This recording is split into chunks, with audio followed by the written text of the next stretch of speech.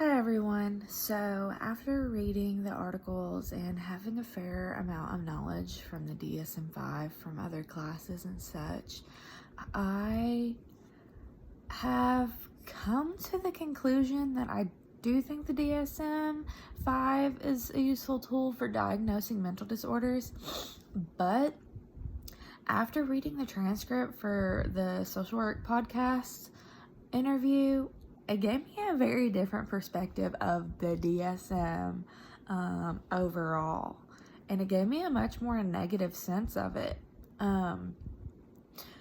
However, they seem to make it very clear that it seems like we will always have the DSM in social work practice, so we might as well get used to it.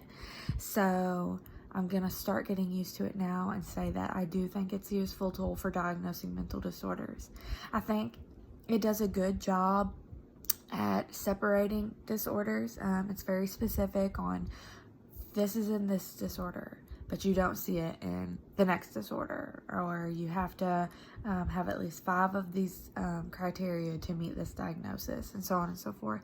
So I think that's a strong point. It's very specific. After reading the transcript for a social work podcast, I saw a lot of criticisms of the DSM-5, but I think my biggest criticism would probably just honestly be some of the names of the diagnoses.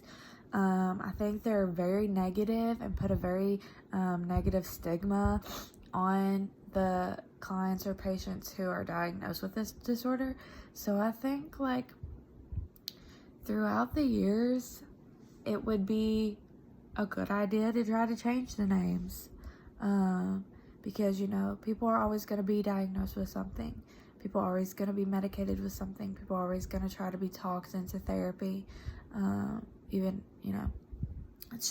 is what it is to try to help these clients. So I do think that in order to help them better, the names in the DSM-5 or DSMs in general should be changed.